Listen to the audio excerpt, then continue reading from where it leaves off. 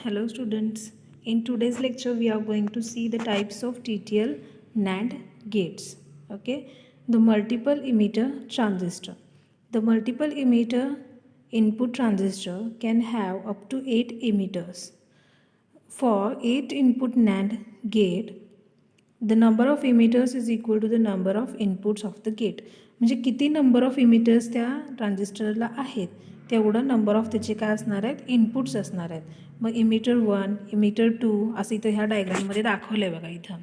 ठीक आहे, emitter 1 emitter 2 म्हणजे किती नंबर ऑफ इमिटर्स आहेत त्याच्यावर काय असणार आहे त्या नॅन्ड गेटचं नंबर ऑफ इनपुट्स असणार आहेत. Okay, the number of emitters is equal to the number of inputs of a gate, that is it is special transistor has more than one emitter. म्हणजे काही स्पेशल ट्रान्झिस्टर्स असतात त्यांना more than 1 इमिटर्स असतात. आता इकडे एक डायग्राम दाखवली आहे बघा. म्हणजे तो एक इमिटर म्हणजे तो डायोड D1 झाला, दुसरा इमिटर 2 दाखवला आहे तिथं D2 झाला, आणि त्याच्यानंतर कलेक्टर आणि बेसच्या मधला जो असणार आहे तो एक डायोड D3 झाला. म्हणजे ह्या ट्रान्झिस्टरचं इक्विव्हॅलंट सर्किट इकडे दाखवलेलं आहे. ठीक आहे, this transistor can be turned on by forward biasing either or both diodes D1 D2. म्हणजे हा ट्रान्झिस्टर जर आपल्याला ऑन करायचा झाला तर आपल्याला डायोड D1 आणि D2 आहेत ना त्यातला एखादा किंवा दोन्ही जरी ऑन केले तरी आपल्याला हा ट्रान्झिस्टर ऑन करता येतो. ठीक आहे, then 2 input TTL NAND gate, त्यालाच आपण टोटेम पोल आउटपुट असं सुद्धा म्हणतोय. आता ही जी सर्किट डायग्राम इथे दाखवलेली आहे, ए आणि बी हे दोन काय झाले त्याचे इनपुट्स झाले, दॅट इज इमिटर 1 आणि इमिटर 2 ए आणि बीसाठी. ठीक आहे, देन Q1 हा एक ट्रान्झिस्टर झाला आणि त्याच्यानंतर Q2 हा जो ट्रान्झिस्टर आहे तो ट्रान्झिस्टर पण तिथं आहे बघा. ठीक आहे, देन नेक्स्ट काय झालं Q3 आणि Q4. आता ह्याचं इक्विव्हॅलंट जी डायग्राम आहे ए बी इथं दाखवलं आहे बघा. ही वरची जी सर्किट डायग्राम आहे ना टोटेम पोल कनेक्शनची त्याची ह्या सर्किटची इक्विव्हॅलंट डायग्राम इथे दाखवली आहे. म्हणजे पहिला ए पासूनचा डायोड D1 बी पासूनचा डायोड D2 म्हणून ॲक्ट होणार. ओके, त्याच्यानंतर तो जो ट्रान्झिस्टर आहे तिथं काय असणार आहे D3 म्हणून होणार आहे, आणि पुढचा हा काय असणार आहे तुमचा म्हणजे हा डायोड D1 D2 हा काय झाला तुमचा इमिटर आणि बेसमधलं दोन जे जंक्शन्स असणार आहेत ते झाले. ठीक आहे, कलेक्टर आणि बेसमधला हा डायोड D3 झाला. त्याच्यानंतर transistor Q2 as it is इथं दाखवलं आहे बघा. ही झाली तुमची काय त्याची इक्विव्हॅलंट सर्किट डायग्राम. आता त्यामध्ये बघा ए आणि बी बोथ जर लो असतील म्हणजे ए आणि बी दोन्ही 0 असतील तर काय बघा, if A and B both are low then D1 and D2 in forward bias, so it will conduct and voltage at point C is 0.7. म्हणजे ए आणि बी दोन्हीला जर आपण काय केलं 0 दिलं तर त्यावेळेला ए आणि डायोड D1 आणि D2 काय होणार आहेत कंडक्ट होणार आहेत, आणि पॉईंट सीला किती व्होल्टेज असणार आहे 0.7 असं व्होल्टेज असणार आहे. This voltage is insufficient to turn on D3 and Q2 so it will remain off. म्हणजे 0.7 हे जे व्होल्टेज आहे, आता हा जो आपला इथला जो पॉईंट सी आहे इथं दाखवलं आहे बघा. पॉईंट सी हा जो पॉईंट सी आहे तिथं किती आहे 0.7 एवढं व्होल्टेज आहे, आणि तो ट्रान्झिस्टर Q2 आणि जे पुढचे ट्रान्झिस्टर्स आहेत म्हणजे तो डायोड D3 आणि Q2 ह्याला काय ऑन करायला काय तेवढं व्होल्टेज सफिशियंट नाही आहे, त्यामुळे ती पुढचं सगळं सर्किट ऑफ स्टेटमध्येच असणार आहे.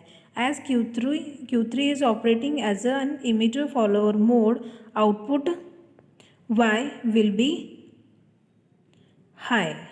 म्हणजे Q3 आहे जो इमिटर फॉलोअर आहे ना, Q3 जो आहे तो इमिटर फॉलोअर आहे आणि त्यामुळे काय असणार आहे त्याचं आउटपुट हाय असणार आहे. आता सेकंड केस बघा, ए और बी लो म्हणजे एक कुठलं तर ए तर 0 असणार किंवा बी तरी 0 असणार. पहिल्या केसमध्ये ए बी दोन्ही 0 होते. आता यातला एक कुठला तर 0 असला तर देन एकतर आयदर D1 किंवा D2 दोघांपैकी एक कुठला तर फॉरवर्ड बायसमध्ये असणार आहे, आणि so this voltage is insufficient to turn on D3 and Q2 so it remains of.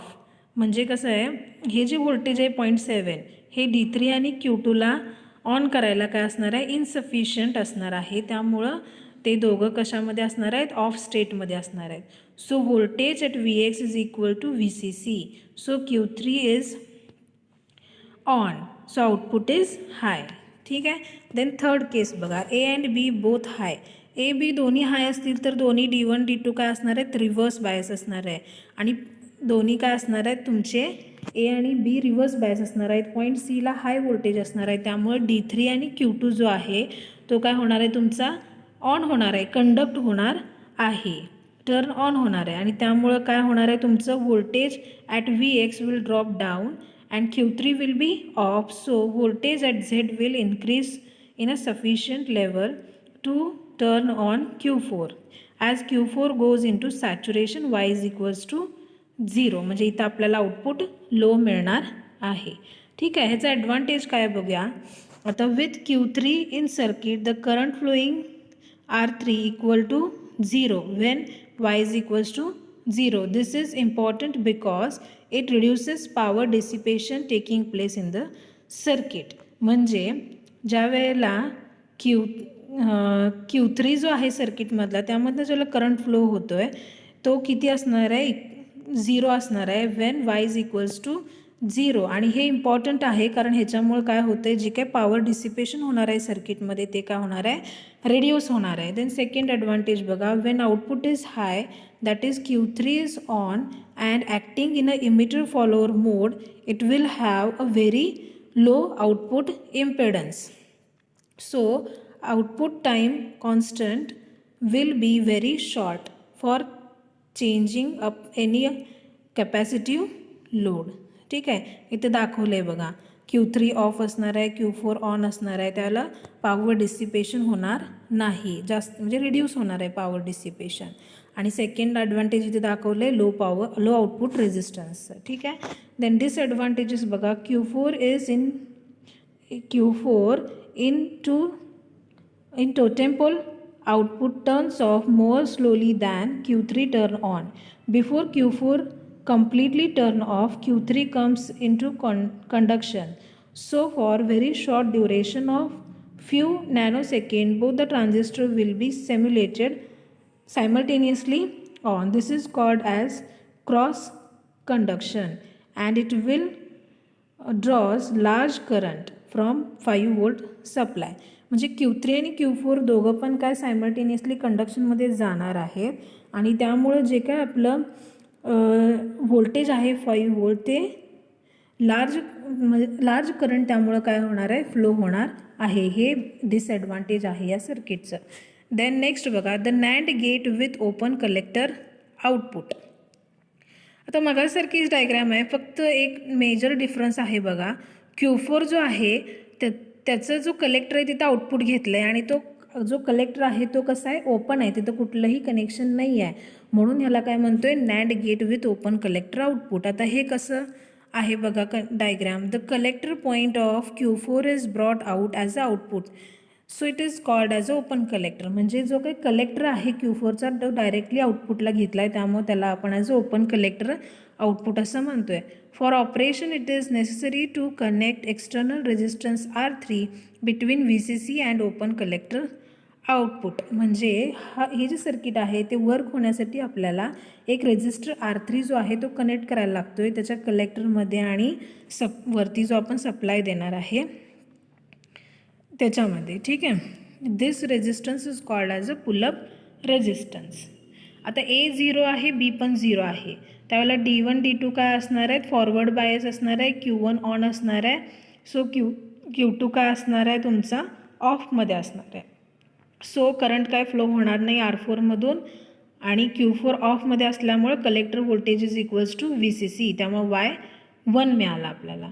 A 0 आहे, B 1 आहे किंवा A 1 आहे, B 0 आहे, त्यावेळेला आयदर D1 किंवा D2 ह्या दोघांच्यापैकी एक फॉरवर्ड बायस असणार आहे आणि त्यामुळं काय होणार आहे तुमचा Q1 ऑन असणार आहे आणि Q2 ऑफ स्टेटमध्ये असणार आहे आणि त्यामुळं करंट फ्लो होणार नाही R4मधून.